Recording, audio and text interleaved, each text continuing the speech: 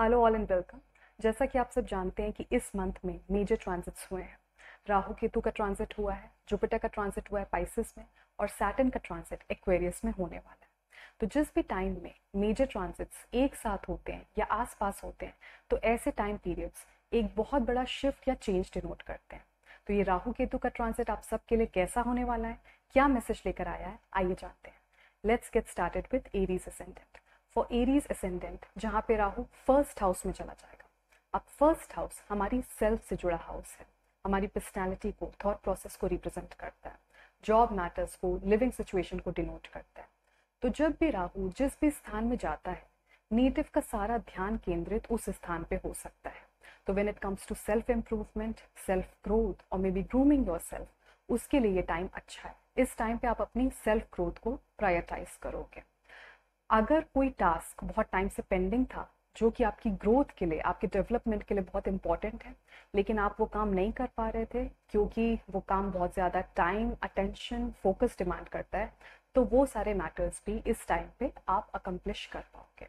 तो इस एंगल से देखा जाए तो आपके लिए टाइम अच्छा है। लेकिन राहु का एक एलिमेंट ऑब्सेशन भी है। जब भी राहु किसी पर्टिकुलर एस्पेक्ट पे आपका सारा ध्यान केंद्रित कराता है, तो उस एस्पेक्ट से रिलेटेड आपको ऑब्सेशन भी दे सकता है। तो यहाँ पे आपको बैलेंस बनाने की जरूरत है कि आप किसी एक एस्पेक्ट को इम्प्रूव करने में इतना ज्यादा बिजी ना हो जाओ कि आप दूसरे इंपॉर्टेंट एस्पेक्ट्स को ओवरलुक करने लगो। मेष राशि मंगल से रूल्ड है, एक एक्शन ओरिएंटेड अप्रोच को रिप्रेजेंट करती है, पैशन, कॉन्फिडेंस, ऑप्टिमिज्म को रिप्रेजेंट करती है। तो जब भी राहु मेष राशि में होता है, तो नेटिव के कॉन्फिडेंस को बढ़ा सकता है, उसके पैशन को इग्नाइट कर सकता है, ऑप्टिमिज्म की फीलिंग्स दे सकता है। लेकिन कभी कभी जब राहु मेष राशि में होता है और पहले स्थान में होता है, तो नेटिव को ओवर कॉन्फिडेंस दे सकता है। तो अपने इंपॉर्टेंट डिसीजंस में आपको ओवर कॉन्फिडेंस से बचना है या हेस्टी डिसीजन से बचना है, क्योंकि अगर आप किसी भी बात को लेके बहुत जल्दी श्योर हो जाते हैं और वो डिसीजन ले लेते हैं, तो उसमें आपका लॉस हो सकता है। अब बात करते हैं टॉरस असेंडेंट की, जहाँ पे राहु चला जाएगा 12th हाउस में और केतु आ जाएगा 6th हाउस में। राहु 12th हाउस में आपको एक वॉन्डरिंग माइंड दे सकता है, आपका ट्रैवल करने का मन कर सकता है फॉर स्पिरिचुअल रीजंस, आपका अननोन एंड अनफैमिलियर एस्पेक्ट्स को एक्सप्लोर करने का मन कर सकता है। तो स्टार्टिंग में आप थोड़ा सा लॉस्ट फील करोगे, लेकिन क्योंकि राहु चर राशि में गया है और मंगल की राशि में गया है, तो इन सारे एस्पेक्ट से रिलेटेड आप जो भी डिसीजन लेना चाहते हो, वो डिसीजन आप ले पाओगे। आपका इस टाइम पे चैरिटी करने का मन कर सकता है और आप शायद चैरिटी करेंगे भी। फॉरेन एसोसिएशन से लाभ दिखता है। तो जो लोग भी फॉरेन प्रोजेक्ट्स में काम कर रहे हैं या एमएनसी में काम कर रहे हैं, वहाँ पे एक ग्रोथ दिखती है। और जो लोग रीलोकेशन का ट्राई कर रहे थे और they were waiting for some abroad opportunity, तो उनको भी यहाँ पे बेनिफिट दिखता है, क्योंकि 12th हाउस प्लेजर का भी हाउस है और राहु अपने में एक डिसीटफुल प्लैनेट है। तो इस टाइम में आपकी लाइफ में ऐसे लोग आ सकते हैं जो कि ये दिखाएंगे कि वो आपके साथ इमोशनल रिलेशनशिप फॉर्म करना चाहते हैं, लेकिन हो सकता है वो आप में केवल फिजिकली इंटरेस्टेड हो। क्योंकि केतु 6th हाउस में है, तो किसी भी बात को लेकर चिंता बढ़ सकती है या आपको धोखा भी मिल सकता है। तो अपनी पर्सनल लाइफ में आप थोड़ा सा केयरफुल रहिएगा। अब बात करते हैं जेमिनी असेंडेंट की, जहाँ पे राहु चला जाएगा 11th हाउस में और केतु आ जाएगा 5th हाउस में। राहु 11th हाउस में आपका सारा ध्यान अपने लाभ को बढ़ाने में केंद्रित कर सकता है, चाहे वो मॉनेटरी गेन्स हो, प्रोफेशनल गेन्स हो या फिर पर्सनल गेन्स हो। तो आपका ध्यान, आपका एफर्ट अपने लाभ को बढ़ाने में जाएगा। और इस टाइम पे राहु आपकी ग्रीड को भी बढ़ा सकता है, आपको ज्यादा एम्बिशियस बना सकता है। तो लाभ के लिए ये टाइम अच्छा है, क्योंकि आप बहुत ज्यादा पैशनेट रहोगे अपने एम्बिशंस को लेके, जिसकी वजह से आप ज्यादा मेहनत करोगे। क्योंकि केतु 5th हाउस में है और तुला राशि में है, तो पर्सनल लाइफ के लिए ये टाइम मुझे उतना ज्यादा अच्छा नहीं दिख रहा। या लेट्स से अगर आप किसी ऐसे रिलेशनशिप में थे जिसको आप सिर्फ ड्रैग कर रहे थे, लेकिन बिकॉज ऑफ योर अटैचमेंट आप उसको तोड़ नहीं पा रहे थे, तो इस टाइम पे वो रिलेशनशिप ब्रेक हो सकती है। अब बात करते हैं कैंसर असेंडेंट की, जहाँ पे राहु चला जाएगा 10th हाउस में और केतु आ जाएगा 4th हाउस में। जब भी राहु 10th हाउस में गोचर करता है, तो नेटिव को एक बहुत अच्छा व्यवसायिक परिवर्तन यानी कि प्रोफेशनल चेंज ऑफर कर सकता है, जो लॉन्ग टर्म में उसके लिए उन्नति कारक साबित होता है।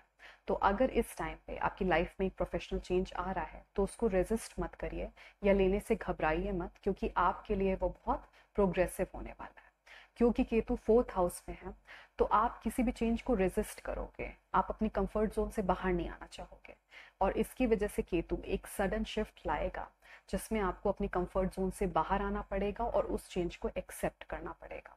और जब आप उस चेंज को एक्सेप्ट करोगे तब आपको पता चलेगा कि ये चेंज आपके लिए कितना ज़्यादा बेनिफिशियल था। अब बात करते हैं लीव एसेंडेंट की, जहाँ पे राहु आ जाएगा 9th हाउस में और केतु चला जाएगा 3rd हाउस में। राहु 9th हाउस में लॉन्ग डिस्टेंस ट्रैवल के एस्पेक्ट को एक्टिव कर सकता है, तो आपका कहीं लॉन्ग डिस्टेंस ट्रैवल हो सकता है।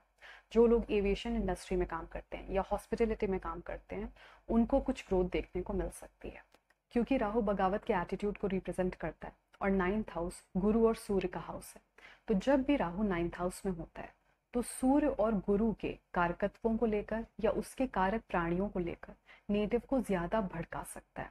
तो आप इस टाइम पे अपने फादर को, गुरु को, गार्जियन को कन्फ्रंट करने से बचो, क्योंकि इस टाइम पे अगर कोई भी कॉन्फ्लिक्ट आपके और उनके बीच में होता है तो वो कॉन्फ्लिक्ट बढ़ सकता है, जिसकी वजह से आपसे या तो मेजर मिस्टेक हो सकती है या फिर आप उनको कुछ ऐसा कह सकते हो या उनके खिलाफ कोई ऐसा एक्शन ले सकते हो जिसकी वजह से आपको बाद में रिग्रेट हो।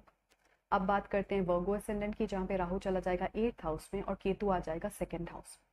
राहु 8th हाउस में आपका इंटरेस्ट और involvement in subjects like astrology, astronomy, unknown sciences, unknown aspects में बढ़ा सकता है, क्योंकि 8th हाउस सडन गेन्स और लॉसेस का भी हाउस है।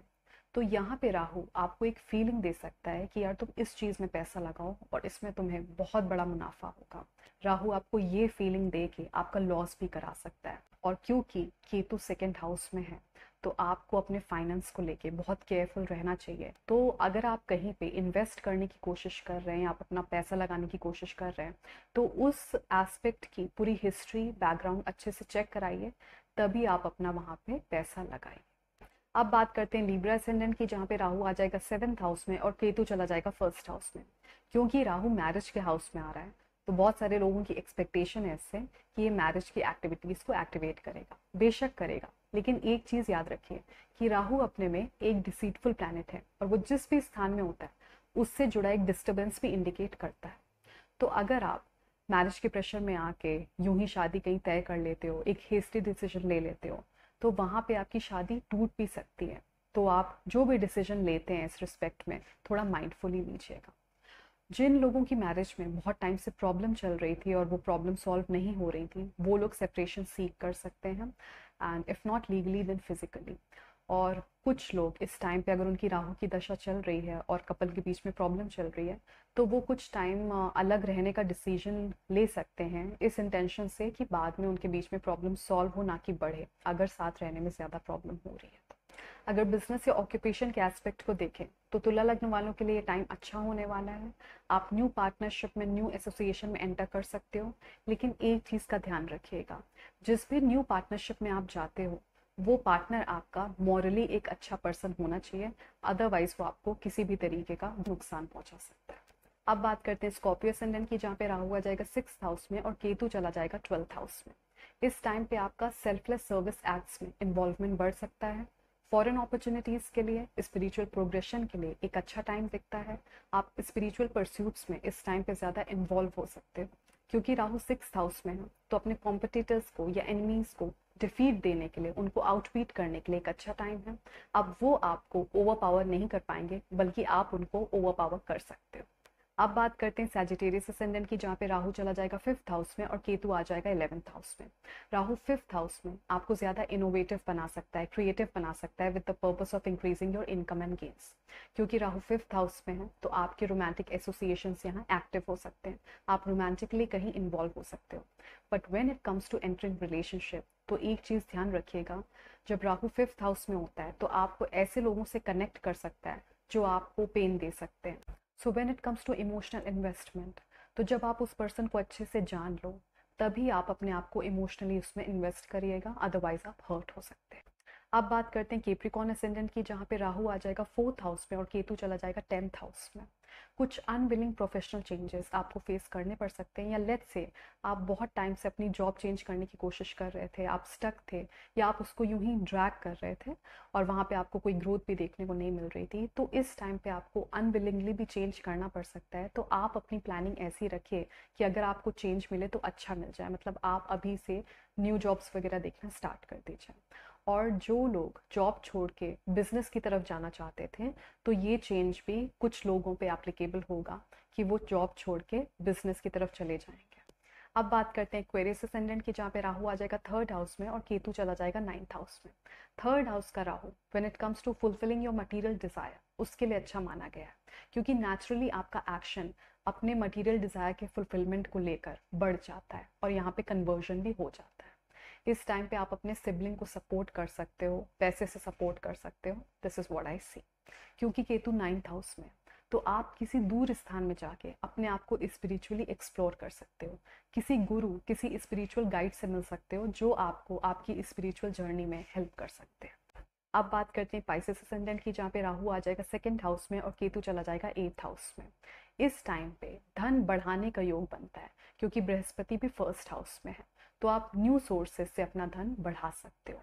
क्योंकि केतु 8th हाउस में, तो 8th हाउस के सब्जेक्ट्स में आपको मास्टरी दे सकता है, आपको रिफाइन कर सकता है। So this was all from my side for Rahu Ketu transit for all ascendants. अगर आपको ये वीडियो अच्छा लगा हो तो प्लीज़ इसको लाइक करना मत भूलिएगा। I will see you all in the next video. Please take good care of yourself.